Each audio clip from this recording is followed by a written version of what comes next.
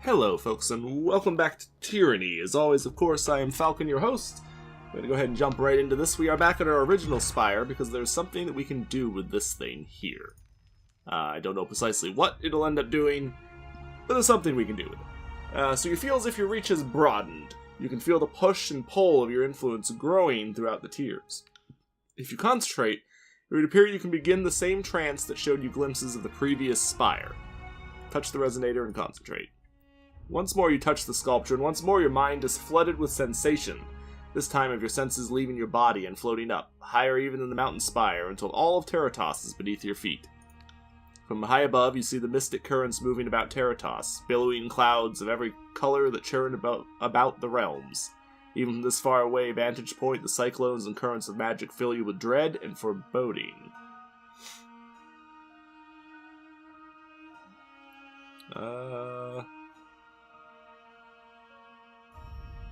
Send your thoughts downward. As you imagine this sense of heaviness, your perceptions drift toward the ground, hurtling through the soil until your vision resumes in the dark, forbidding halls of the old walls. Though you can make out almost nothing in the cramped darkness of the old walls, you can feel the old walls running through the soil of Terratos, linking many of the spires with these mystical arteries. Send your senses toward the mystic currents. As you near the mystic currents, you hear what? Commands, proclamations, the stuff of edicts. All across Terratos, the edicts of Kairos, some centuries old, still live on, their arcane signatures bright as the midday sun, seemingly stronger than the day they were proclaimed. As your senses float away from the arcane turbulence, you are struck by the fact that land touched by the edicts appear to be in the minority. Even lands long ago conquered by Kairos are still haunted by edicts. Or lands untouched by edicts are in the minority. Rather because they still linger from the olden days of conquest, or if they were cast more recently to suppress rebellion, your senses cannot glean. Yeah, so I'm just gonna straight say it. If you guys haven't been able to figure it out by now, well, you must be nice, unnice words. Because, like, for real. There are, if you count the number of things on this thing, there are 10 spires around the circle here. There are 10 symbols. There are only... Oops, that's the wrong button. There are only 1, 2, 3, 4, 5 spires. Only 5 in the game that you can unlock. But there are 10 symbols. And earlier, it said that we could see the old walls. These things, which the spires are built into, there's another series of them up north. Someplace. We can't really see because we can't see the northern region of the Empire. All we can see is the tiers here. But there's another part of the Empire, the northern part, the original part, the older part, the part that Kairos is from, also has old walls. There's 10 symbols here. Clearly there must be 5 spires in the north, just like those 5 down here. These things are connected to the edicts. Kairos has the other 5 spires. That is how it is able to pass the edicts. The spires are where Kairos gets all of his power from. We gain 5 spires, we'll be equal. We'll be just as powerful as Kairos is. Who knows? All sorts of crazy shit could happen. Alright, anyway, for the moment, we're done. I did buy the Vileton weapon at the end of last episode there. We are presently running with Siren, because I want to see what she can do. Lantry, because healer, we kind of need him. Barrack, because tank, kind of need him. I actually would prefer to have Verse and Ebb, really. I would really rather have Ebb than Lantry and Verse than Barrack, because I like them more, but we need a tank. Like, we will just straight die if we don't have a tank. Like, there's most of these fights that we've been in, if we didn't have Barrack to absorb all the damage for the majority of the enemies, we would just get steamrolled. So we absolutely have to have Varric. And the same thing with Lantry. If we didn't have him around to keep healing people half the time, maybe I could have beat the fights, if we had somebody else who could do more damage maybe than he can. Although he does pretty good damage too. But it would have been a lot more difficult if we didn't have a healer. And while I think Siren gains the abilities to do some healing, right now, as far as I could tell, she can't. So I don't really know what to do there. For the moment, because we have nothing else that we can really do, Iron, we are going to go to Sentinel Stand, because that's really the only place at the present moment that we can actually accomplish anything in. And I think we were here very briefly, but it was very briefly. There is another spire here somewhere. I guess it's that one. But I don't know precisely, what it'll take for us to get there. But, we'll probably have to break the edict before we can get to it, because I imagine the edict of storms that is in this area is making travel next to impossible, and I expect actually getting to the spire would be exceedingly difficult, if not impossible, to actually accomplish. So yeah. So our journey has been interrupted by the feral howls of a hunting pack of beastmen. Their leader is an impressive specimen, her mane black as night, and her body scarred from battle. Now, I know there's another companion, and I know one of those companions is a beastman. Why? Because one of the merchants here in the Mountain Spire can sell me an item that is usable only by a beast person. You can tell by the name. I don't remember what the name was, but it's clearly a beastman. Our accessory, I guess it was. Like, it's 100% clearly like, oh, that clearly is a beastman person. And it can only be used by them, so it's clearly means that it's a companion. This is probably the companion. Yeah, Kills in Shadow. It is indeed the companion. Kills in Shadow is another companion. Possibly the final companion, actually. I don't know if don't quote me on that, but... So before you towers a massive creature of fur and flesh, her short, black snout snuffling in the air. Know this scent. Stench of blood, sweat, battle, iron, and death. Stench of human called Fatebinder. Smells like alpha. Smells of strength. Beast Woman cocks her head to one side, eyes bright with curiosity and red as fresh blood. Those eyes rove your body up and down, darkening with a sudden heat, and the look that a predator bestows upon its prey. Have been stalking human centrail. Have ranged many more than 5 nights through tribe and human territories of Tyr's land, hunting for human called Fatebinder, for human who woke Horizon Rock called Mountain Spire. We've done more than that now, but those details. So you were looking for us. Why? Have hunted hot high, cold low, wet dry. Traipsed far until paws bled, but always human who smelled of alpha evaded beast woman. Had to slink through shadows, fast, quick, without rest to catch delicious prey at last. So you actually think you're gonna fight me? Slap her in the face. I like it. Just be like, hey, you. The fuck? Yeah.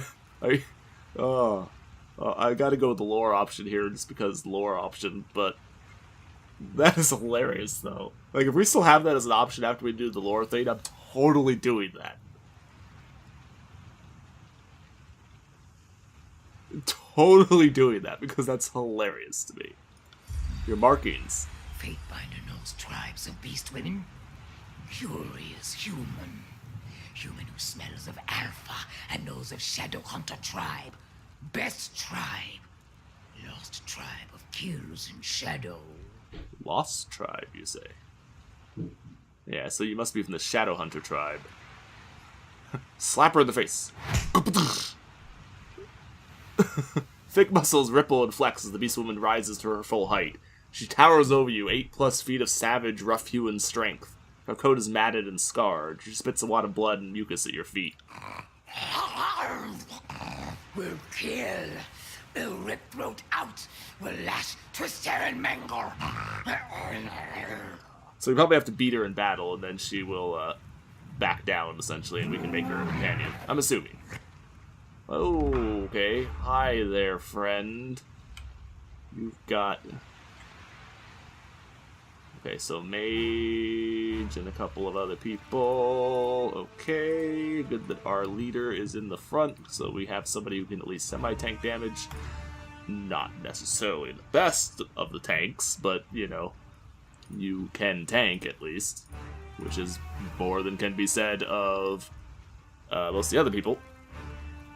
Okay, so you are doing your attack one, which I'm okay with. Definitely okay with. Where the hell are your other... How do I change... Ah, there we go. Bane of Night. So this is primarily damage, so I think we will stick with that for the moment, at least. Also, kind of mostly combat. That's a debuff one. It's a buff one. So I think we want the Bane of Night, because that's the primary damage spell, or song that she does. I think is going to be our best option. And that is per encounter.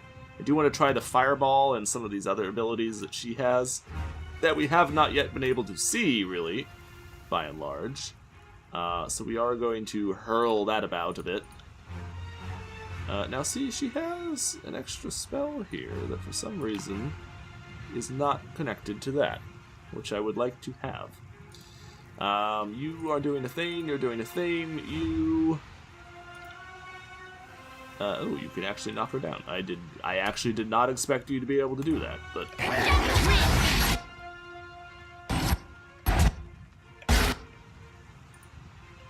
Okay, vacate, please! Retreat, guys!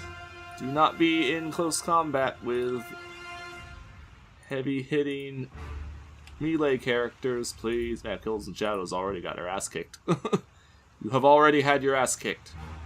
You should probably surrender while you still have a chance. Because you are already losing badly. I got it. Mages! Fire away! Please tell me she's not dead, because I don't actually want her to be dead. Killed her. Shit.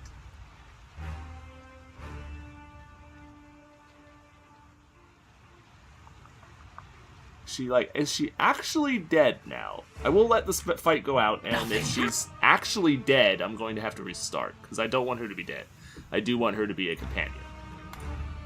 So I will have to do something about it if she's actually dead, which hopefully she isn't. Like, you know, dead. Because that would be bad. Yeah, you can take a nap there, friend. I don't want you attacking me. My people, thanks very much. Thanks very much. I will decline that particular opportunity. Do I really need to? Okay. Go fry that person, if you don't mind. What else do you have? I know you have another offense spell, or at least I thought you did. No, maybe not. No, I guess not. Alright, never mind then. Never mind then. I will be silent on that, because I thought you had another one, but apparently you don't. Let's do Flesh to Stone on the one that's still wounded back there, so she can't do anything. How many breaths do you have now? You're up to 3? Can you do anything interesting? Last, it looks like no. So that is a damage, and break their armor. Just straight damage. Sunder. Damage. And push. Oh, no, okay, so this is a cone attack. That's a cone buff.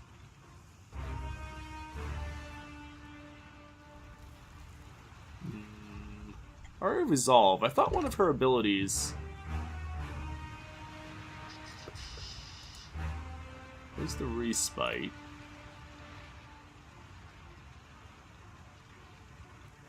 Fire Respite can revive. See, I thought one of these was able to...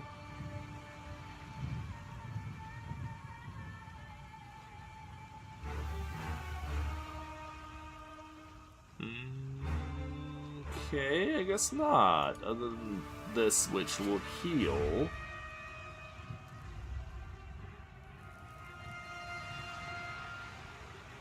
Other than that, which can revive. I thought she had a thing that would let her heal, but it doesn't look like she does. Which is alright, but a little annoying. I do want to see her special ability here, so I will actually give that one a shot. So you pick up the rock, you throw it up, she blows the rock up, but it does a big AoE. Alright. That makes sense. Makes sense. I mean, I don't think we actually need... I don't think we actually have anything that I really need to do any of these attacks for. I can't move!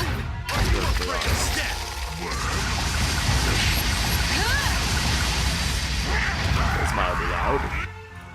It's definitely a little on the loud side. And now you're dead. Alright, now is she actually dead, is my question. Yeah, okay, so she's not dead. Battered and bloodied, the beast woman drops to all fours. She crouches low, belly rubbing the dirt as she ducks her head in a show of submission. Yield or die? So we could go with loyalty here. I believe you're going to mangle me, correct? We'll go with loyalty for the moment, because I don't know what her abilities are, and we have more loyalty right now than we do fear. So I will go with the loyalty for now. Yield, yield, yield! Kills in shadow yields to Fatebinder. Don't give me a... Nope, didn't give me a thing. Why have you tracked me down? Why get in my way? No human called Fatebinder. Kairos breeds words on paper. Fatebinder binds words to earth and sky. Makes ground tremble. Makes night cry, blood and fire. Yeah, so far we've only read Kairos' edicts, but I think we're going to be able to make our own here soon enough. I'm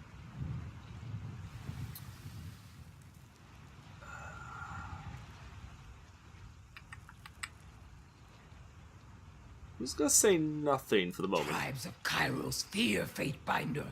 Human Alpha claimed Horizon Rock called Spire, and Archons did not kill Fatebinder. Archons rolled over and whined, covetous. This is true, and I'm actually surprised that Kairos hasn't done something to intervene. Because if Kairos controls the other 5 spires, and that's where he gets his power from, why has he not been like, oh shit, I should do something about this? Because, you know, you taking over spires and stuff is the biggest threat to Kairos' power that has ever existed, essentially, because that will mean that you will directly be able to challenge him with the same capabilities and power that Kairos uses to control everything. Okay, so maybe you have heard of me. Kairos hunts human realms to extinction. Rules tribe of blood and ruin, starvation and death. Seeks to slaughter beast women like prey. But beast women are not prey. Are not flighty, feeble-minded humans. He spits a gob of tawny mucus on the ground. Beast women are savage hunters. Bred to fight Kirut, like Fatebinder who smells of alpha. Strong always kill weak, then grow weak. Not killed is migration of life. What kills in shadow is not weak now. Will not be weak for many long seasons. Will join Fatebinder and survive Kairos' tribe.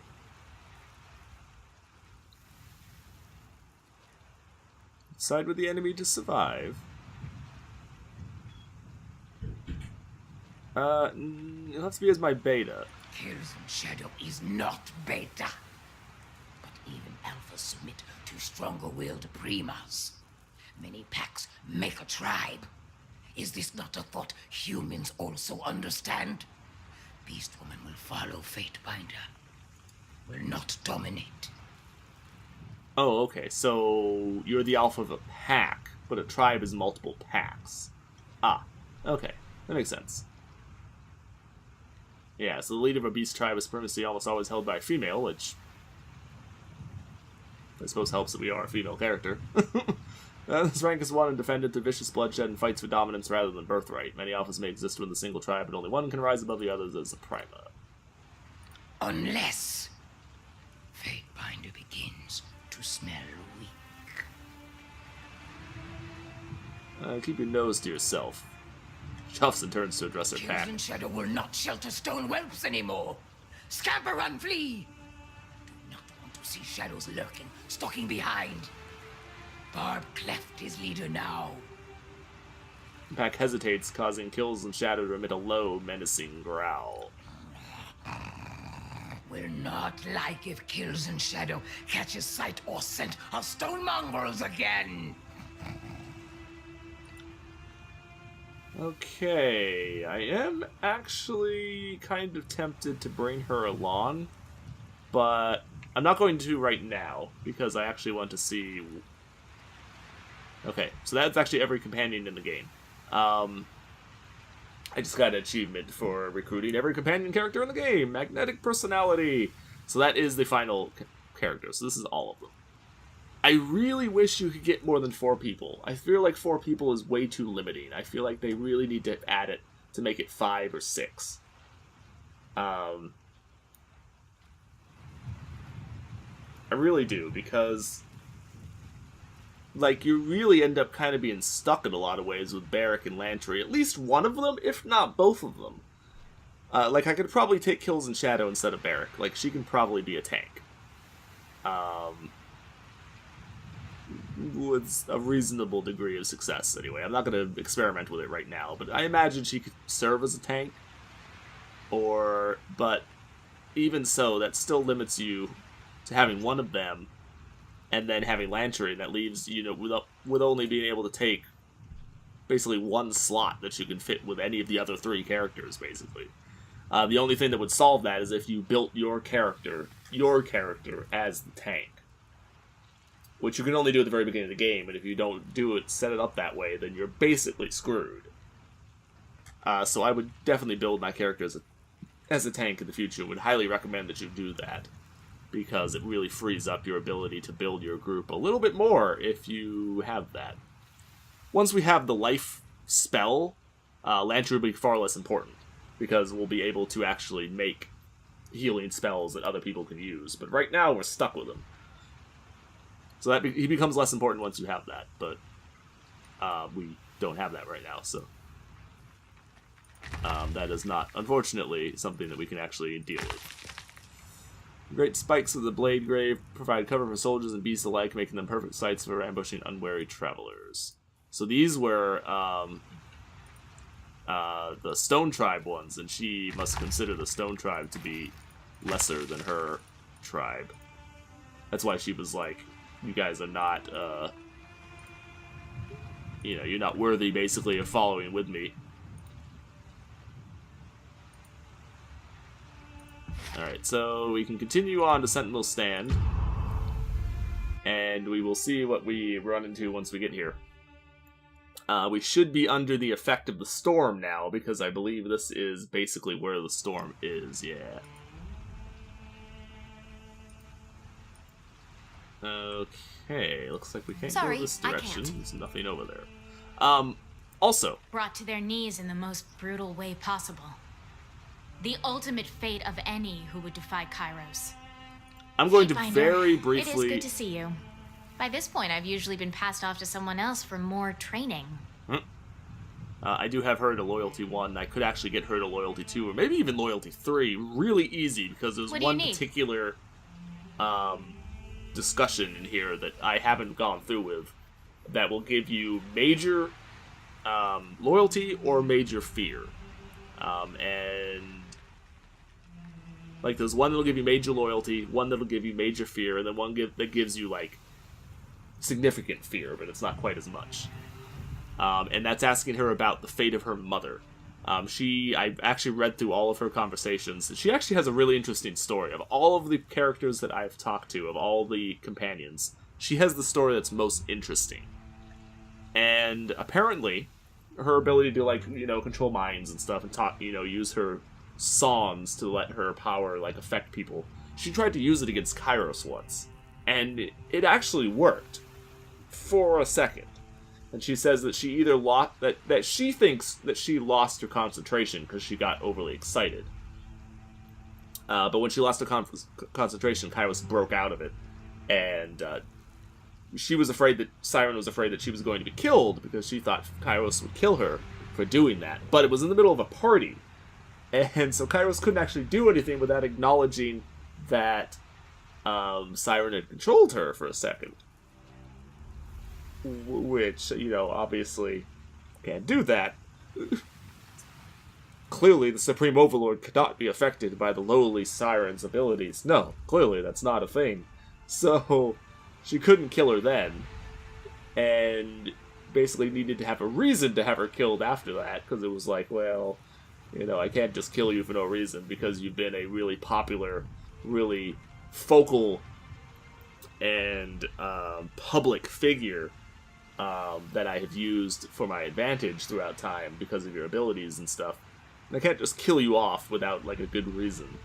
So, that's why Kairos pawned her off to Nerat, mostly to get her out of the way. And between the two of them, Kairos and Nerat, they actually created her helmet, which does reduce the effects of her powers.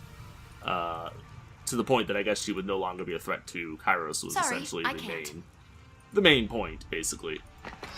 And Siren does mention that she can't affect Nerat because Nerat's basically too insane. Has too many voices in her head.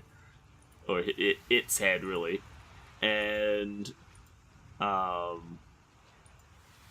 you know, there was no way for her to control them. And she also makes note of the fact that there was, in particular, one specific voice that really wanted to do some very unpleasant things to Siren. And Siren apparently is actually still really young. Like, she's still a kid, essentially. She describes herself as a kid, in fact. And it's not even that somebody else does. No, she describes herself as a child still. And she's like, so even though I'm still a kid, I know about adult urgings. And let's just say that the things that I saw in Nerat's head were extremely disturbing. It's like, oh, that sounds like a bad time. And she was like, I was lucky, basically, that I was, you know, never had to give in to that. So the boat that once encircled Sentinel Stand has long since succumbed to the harsh environment. Standing water and patches of moist dirt are all that remain. What is this? Iron armor. Ooh. Reasonable. You, of course, are a scout or something? Yeah, scout. Straightens as you approach, squinting through the harsh wind. Are you the support that Ash sent? Yes, I'm the Fate Binder. Noble Scion. I'm not here to support you, Worm. You're here to support me. I'm gonna go with that, because that's a special one. Ooh, or this one, because that will gain us Wrath. And I actually would like to gain some Wrath with the Disfavored, because they have some cool abilities if you get high enough Wrath with them. And we'd have a long ways to go to be able to do that. So I like the Noble Scion one just because it's a special one, though. I'm going to go with that one. Posture goes rigid. Yes, ma'am! My apologies if I failed to pay the proper respect. If it happens again, I'll report myself to Ash for a flogging. We've been patrolling the outer walls, but there's no sign of the enemy. Either they know not to come here, or they're better at hiding than I credited. Damn rebels shift about like with the winds they do. Run into any unbroken? And more than a fortnight ago, but she dashed off right quick before we could make knocked arrows. They're a cautious lot, but cunning. Not even Kairos could have expected them to use the storm to their advantage. Can we enter the fortress? In these winds? Wouldn't venture to try it if I had 1,000 shields to guard me. Come take a look and you'll understand. Yeah, we'll do that in a second. Interesting. Sentinel Stand Keep was once a proud, imposing structure. Now it stands as a mere shadow of its former glory. So all we have to do to break the Is that glowing? It may not be glowing. It may just be the drifting sand, essentially, from the wind. But so all we have to do to end the edict is to kill the leader, basically, of the Unbroken, the prince who remains, essentially. The wind whips violently past, throwing bits of rock and metal dust past you along with the dust. Oh, okay, so even trying to walk down there, you would just get ripped to shreds, basically, by a giant tornado. Nothing has changed. It's the very storm that shattered the Unbroken and disfavored alike. Thank you for bringing me here, Fatebinder. Eric regards the wind wall and the massive tornado around the inner keep, which is but a distant outline. Stratus Harridan, the last stalwart regent, cowers behind the walls of his castle, and we won't be able to reach him through this storm. This place brings back unpleasant memories. I'm only interested in one thing, how we get inside. The storm didn't leave much behind. You were at Sentinel Stand during the war. Tell me about the regents. Yep, of course he was. That's how he got his armor fused to him. I'm only interested in one thing, how we get inside. Couldn't say. The powers fighting over this well must have some notion, otherwise they wouldn't squabble for control over this blasted wasteland. Should track down someone with answers. That sound. Don't you hear it? Spinning to look around behind her, Siren searches in a panic. You catch an odd sound in the wind, a low moan, hidden... Alright then. Hidden within a cacophony of swirling dirt and metal debris, the clouds of dust seem to close in upon you. Within them you see patches of glowing red. Oh. Oh. Oh, what are you? Oh, what the hell are you?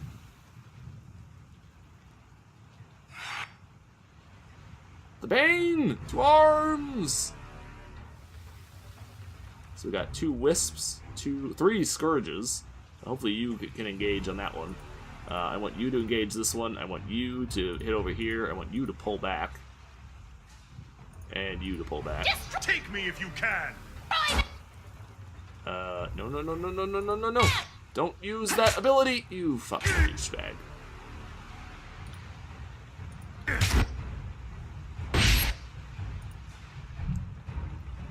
You fucking douchebag.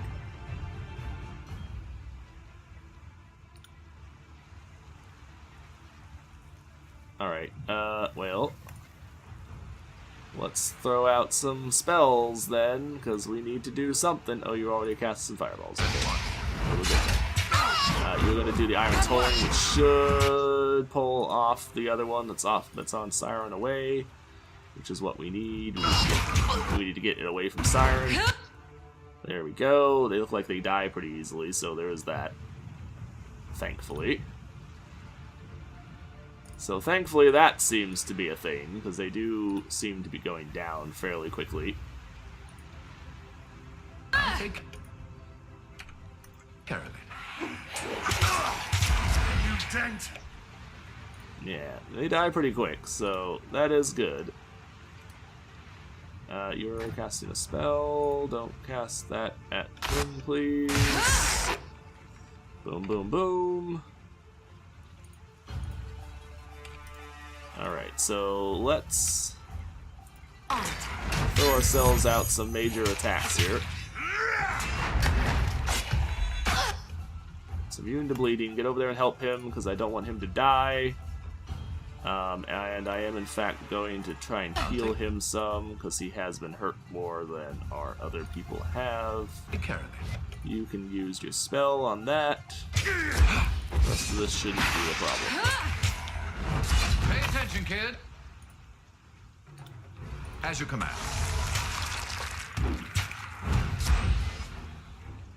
Heal the main character so she doesn't take a wound. The Bane are gone. There were natural cries of silence, leaving only the tornado's violence in your ears. As the dust clouds recede, you spot a crouched figure in the wall above. Look there, Fatebinder. Atop the wall. Someone takes note of our passing. Indeed. Yeah, Siren is actually now... Ooh. Bane essence. Oh, it's a usable thing. Interesting. Yeah, Siren is now my favorite character, actually, because of her backstory. Her backstory is so much richer than the others. So about her family. We'll go further into that now. Before she was taken, she developed her powers, and her family was actually using her essentially to make them money. They were going around having her perform and use her powers to influence villagers and stuff to give them money, or use her powers to influence villagers to do things, and then they would pay them for that or whatever. And her father viewed her basically as just a tool. Was like, your purpose is to give me money, basically. And her mother actually cared about her, though. And at one point, her mother got pregnant and said, you're going to have to travel with Dad for a while because I need to stay here because of the baby. And Siren, she was only apparently 5 or something at the time, used her powers to sing to her baby brother in her mother's womb to come out. Well, it had the expected effect. Because she hadn't been pregnant for anywhere near long enough for that to be a survivable thing. And,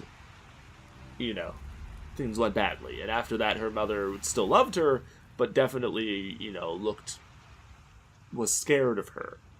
And her father eventually actually turned on them, got her mother killed by trying to... See, this is where I'm not entirely sure. If her father sold her to Kairos directly, or if her father turned a group of villagers or whatever against them, who they were trying to stone her, and they stoned her mother instead because her mother shielded her. And then I guess she was taken by soldiers and went off taken off to Kairos. Later on, she actually had her father summoned to Kairos' court and actually made her father kill himself. As revenge, essentially. It's almost like the edict attracted them here, damn creepers. It probably did. I don't think there's any almost about it. Soldier kneels behind the ruined ramparts. You can tell by his raiment, old stalwart gear, that he's an unbroken soldier. He peers at you with a mixture of caution and curiosity. You handled the Bane well enough, but what brings you to this forsaken place? He pauses, recognition dawns in his eyes. You don't look like the typical rank and file of Kairos' army, but you're no daughter of Stalwart either. Squints your raiment and takes your measure. No, you're the Fatebinder who broke past the Vendrian Guard. I think you'll find yonder wind wall a tougher nut to crack than the Apex Citadel, he chuckles. I'm here to end the Edict of Storms. Is that how it works? Kairos casts an edict and sends lackeys to the cleanup effort. In that case, I'm glad we're still independent of you Imperial dogs. I suggest you make like a storm and blow, because you're not getting inside this fortress. When you report back to your master, tell him that that first scout, Janus, sent you off with your tail tucked between your legs, or between your cheeks. Perseverance opened the sunset spire, it'll crack Stalwart's little wind wall. Why do the Unbroken hate Stratus Iridon? What can you tell me about the Regents? They hate him? Why would they hate him? You know anything about Graven Ash's daughter, Amelia? What do you know about the Edict of Storms? What are the Bane doing here? How can I get inside? It'll crack Stalwart's little wind wall. He straightens his posture and appraises you in silence. I can say this much. You buy into whatever you're preaching, and I have to respect that. Plenty of folks have tried to get into Sentinel Stand and failed, but none of them had a spire to call home. So why do the Unbroken hate him? He's a spineless old man who hides behind his soldiers and doesn't possess any of the values he hammers into others. Oh, sorry, I was talking about Graven Ash. He flashes you a crude sign with his fingers. Would that I had the strength to tear down this wall and kill him myself. I mean, all you have to do is walk up there and just walk around. Just saying. Harridan is a relic of the past, and we're looking into the future. We don't have any hope of squirming out from under Kairos' thumb while the old region enjoys his twilight years, sipping dusty wine and hiding from the war. So what can you tell me of the Regents? They were our royal family. They governed Old Stalwart, protecting our borders, and rallied our armies when in need. Kairos' butchers left but one Regent standing, and he's as useless as a mustache on a mallet.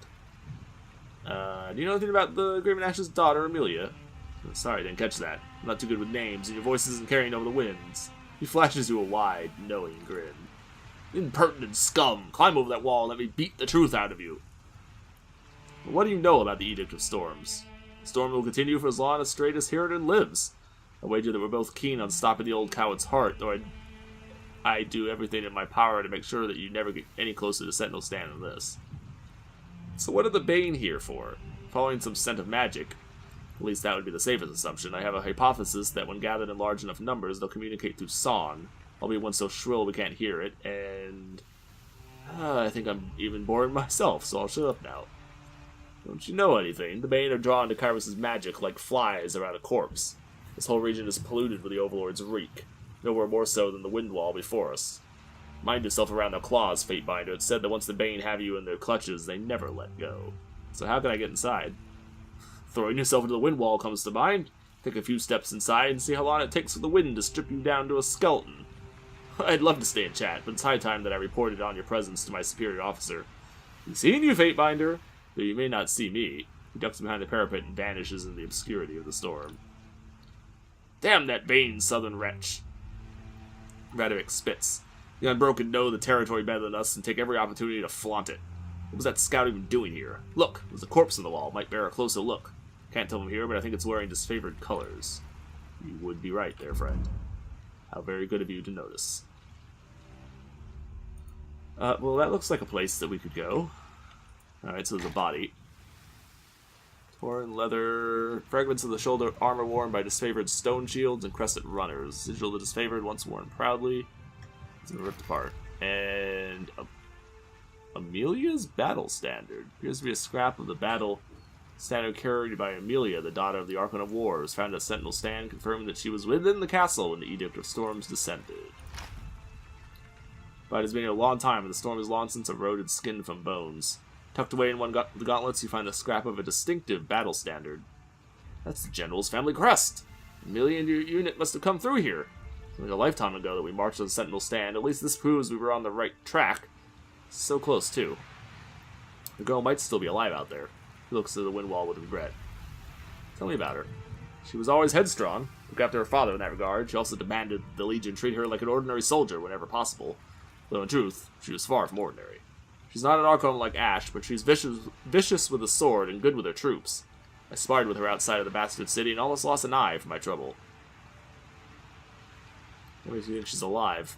Ash's protection would keep her standing long after anyone else would have fallen.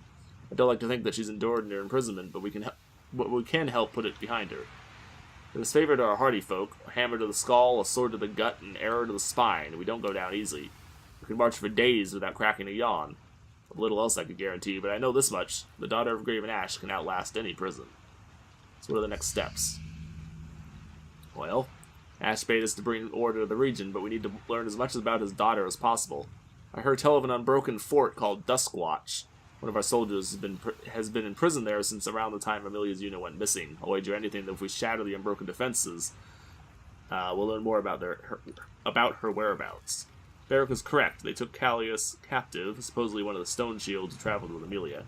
Got to make contact with Osmios, the commander in charge of taking Duskwatch. I'm sure he would appreciate the aid of a Fatebinder. You go on ahead. I need to double check and relay this to Ash. This should raise the old man's spirits, eh? Possibly. Basically junk. Sorry. I feel like getting down there is a thing, but it doesn't look like it actually is. Despite really looking like it should be. Sorry, I can't. There's definitely a chest. No one will see me. Bullshit that we can't get to that chest. Whatever. Alright, well, I guess we just leave, because we can't do anything else from the looks of things. From the looks of things, we are stuck where we presently are. Because there doesn't seem to be any other way to go. So, let's go investigate the outskirts of this next area, and that'll probably be it for this episode, unfortunately. The Duskwatch was one of several forts hastily constructed by the Unbroken in response to Kyrus' conquest of the Tears. Due to its position near Stalwart's coasts, it escaped destruction with Kyrus' magical storms. It is now one of the few remaining rebel outposts in Stalwart. Oh, and it's daytime now. I don't know if that's good or not. Don't know if that's good or not. Yes, we'll find out.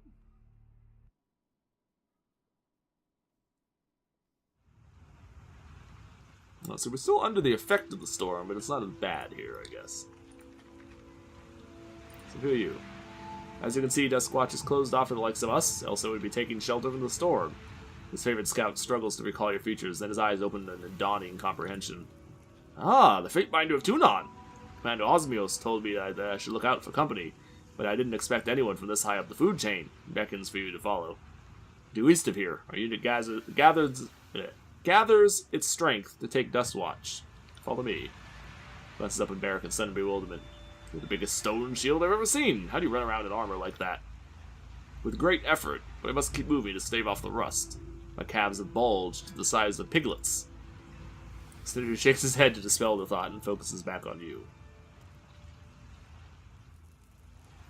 Tell me about Osmios. Been part of the Stalwart campaign since it began, so he knows the country like the inside of his helmet, which is damn impressive when you consider how the edict shook everything up. I'd follow him everywhere. Or anywhere, including the Eye of a Storm, it seems. So what's your mission? We do what Kairos' Iron Legion does best. We claim the fort, and anyone who doesn't cooperate gets put to the sword. Our commander likes to keep the orders simple. Osmios mentioned something about a northern prisoner behind the walls of Duskwatch, but I couldn't tell you anything else. I was assigned to scouting duty, not rescue duty. So what's the story with Duskwatch? Throughout the war, the Unbroken kept this fort locked up against Kairos' forces. It might not be much to look at, but the folks behind those walls are a spirited bunch. Not even the storm has broken their nerve. I know what the commander would say, that a southerner is too ignorant to wipe the grit from his eyes, but the Unbroken have been using the storm against us and will... you have to respect that. Let's go. I'm not actually going to follow you, though. At least not right away.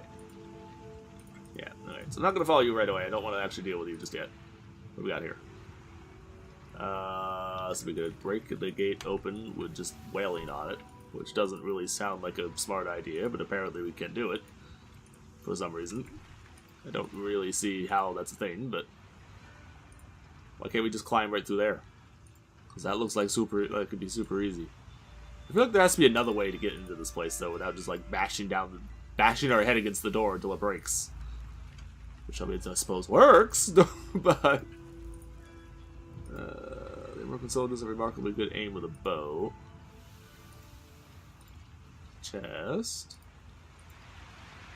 Which we can't do anything with. Can we go a complete circle?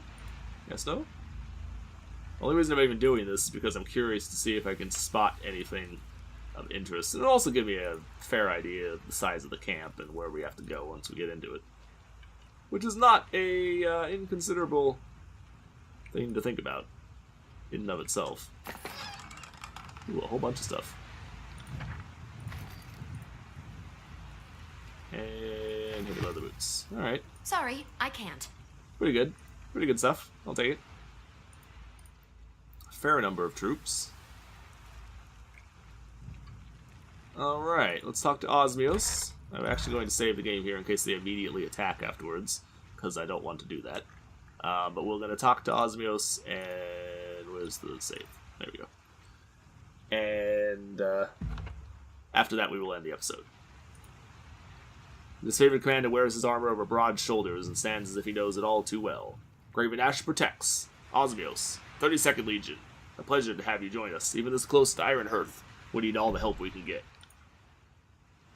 He frowns at Barrack. Still trapped, I see. How you faring under there, soldier? It is challenging enough to fit food through this stubborn iron bucket. I've gained several 100 pounds of iron and muscle over the last year, and I smell like a mass grave left open to the sun. But I am, for the moment, upright. He nods to Osmios. As you might be able to tell, this fort is a tough nut to crack. The Unbroken aren't too keen on surrendering. And our preliminary attacks have yet to break through. One of our soldiers is chained inside. Kallias. We'll go to any length to get him out. Glances at the fort with longing. What's your business at Duskwatch? Expect you've come to aid in the war effort, but when it comes to Tunon's agents, it pays not to make assumptions. You must be mistaken. I'm not here to aid you. You're here to aid me. I don't want to lose favor. That's bad. That's bad. We don't want to lose favor. We hope that his favor and put an end to the Unbroken. Ash wants to end the storm of edicts and retrieve his daughter. Yeah, that. Goals worthy of song. It sounds like Ash has saved the best of the war for you. His confidence must be well deserved. Osmios offers a respectful nod. Day and night, my forces have battered themselves against those walls, but even the tireless disfavored have their limits. I'm afraid we're out of commission until Ash's Aegis takes the edge off and knits our wounds closed. You look lively enough. What say you help us get Callias out and soften up the Unbroken for execution? The Unbroken will shadow against our offensive. I need answers, not bodies. Killing the Unbroken might not help me. I don't need any help from you. I'm taking the fort on my own. Yeah, I need answers, not bodies. And it's not often that I see restraint, but there you have it. In this case, I think you could spill some blood without losing sleep. Before you get too excited, your job is to infiltrate the base under cover of night and extract the prisoner. Don't let anyone spot you. If you alert them while inside, you'll be on your own. Callias is a good soldier, and he's been in Unbroken hands longer than anyone should have to endure. You might think him just another stone shield, but Ash holds the lives of his troops in high regard, so we should consider the recovery effort as important as taking Duskwatch itself. There are a few structural weaknesses along the perimeter which should help you sneak in. After releasing Callias, open the front gate from the inside. Flashes you a toothy grin. We'll flood the keep and make short work of Agathon's soldiers. Are you ready? I found evidence that Ash's daughter passed by Sentinel Stand. Could Callias know more about her disappearance? If you made such headway in the search for Amelia already, then Ash's trust is well placed. But in the question of Callias, I think of no reason for the Unbroken to keep him alive, save that he knows something. It's been some time since I allowed myself such optimism. If Callias traveled with Ash's daughter, then maybe we have a chance of taking her back from the Southern Wretches. So how long has it stood this long? I hate to question the great general or his command, but we're overworked and undermanned. There won't be any additional supplies coming our way until the fort is in our hands, and the Unbroken set up the defenses with the long siege in mind. During the conquest, we pushed through the stalwart defenders like they were old hedgerows, but these Unbroken are a breed apart from their countrymen. And losing the war, all of a sudden they have something to rally behind. Don't want to say that we underestimated them, but he shrugs. So what do you know about them? A gang of tearsmen with delusions of honor. Sure, they wish their ranks were as renowned as elite as the disfavored. Unfortunately for them, the best they'll ever do is die by our hand or surrender and face hard labor. And they rally around someone named Matthias, a low-born stalwart captain of some moderate success. He smiles bemusedly. Strangely enough, there's no love lost between the Unbroken and the old establishment. A hereditary bloodline known as the Regents. With that much division in the ranks, I don't know how they hope to succeed. So how is she lost? I wish I could tell you. If what you're suggesting is true, I have no reason to believe it isn't. Then Callias should be able to tell us more about what happened to her and where she ended up. We dispatched cohorts of soldiers to recover her unit, but we had to pull back our efforts when the Edict of Storms hit. Navigating the region became less organized and more a matter of chance. I'm sure that Ash has worried himself sick worrying about his daughter's safety. I worried as well, and the question plagued me even as we marched to recover her unit. Plagues me still. Kairos proclaimed an edict even though Ash's daughter was missing. And with all due respect, Ash's daughter means less than a dented goblet to the Overlord. Kairos is above such matters and wouldn't pause to take the girl's safety into consideration, much less yours or mine. Besides, the great general knew the risk of sending his daughter to battle. He wouldn't let his feelings compromise the war effort. Another family destroyed at Kairos' whim. At least Ash can take comfort in the knowledge that he isn't directly responsible for what happened to his daughter. Alright, we need a moment to prepare. But don't take too long. The Unbroken already have enough advantages in the region without doling out the luxury of time. So we will jump into that in the next episode. So I will see you folks then. Oh, we added a thing for the Trial of Archons. Let's check, see what that is real quick. His forces were either unqualified or too undermanned to take Duskwatch by force, demonstrating Ash's misappropriation of soldiers even in his home territory. I mean... Oh, alright. Slaughter kinda maybe, but I don't feel like that's giving them... Alright. Oh, we have I didn't realize we had a side quest there. We'll return and do that at a later point.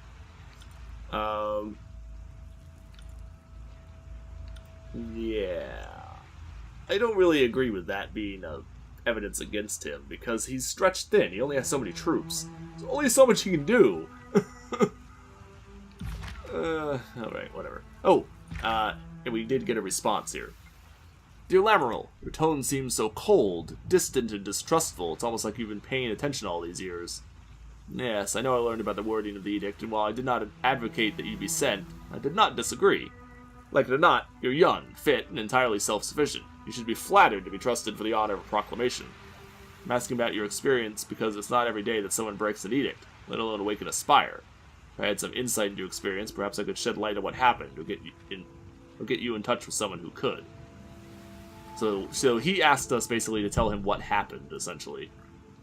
And then we were like, I don't know if I should trust you. And so that was his response.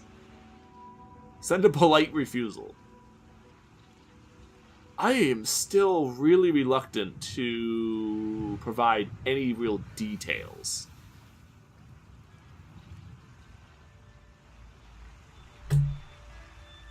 Yeah, I think I'm going to refuse because I don't want to give them information about this. I don't think that's smart. So I'm going to refuse. I think I've learned nothing from my time in court. Whatever I tell you will just be used against me later. You have to settle for the written equivalent of a blank stare. Gain minor wrath. So don't send that. Explain that. Kairos Edict simply said that an agent of the Overlord must claim Ascension Hall before Kairos' Day of Sword. The only thing I consciously did was take charge of the battle to claim Ascension Hall. My claiming of the spire happened just moments after I felt the edict's grip release. The floor of Ascension Hall gave way, unearthing a glowing pattern beneath the chambered floor. Kairos only knows how long it's been buried under the tile.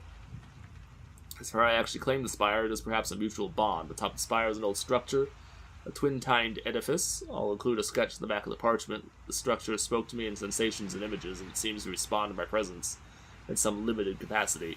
This would happen as best I can think to describe it. Does any of this sound familiar, or bring to mind any old stories or rumors? I feel like we would get information for this, but I feel like that might also really work against us in the end. So I am going to just give them no response, essentially. I am not going to provide them with information on this. Alright, so, anyway, that is it for this episode. I will see you folks in the next one. Take it easy, have a good day, and thank you for watching. Bye-bye, folks.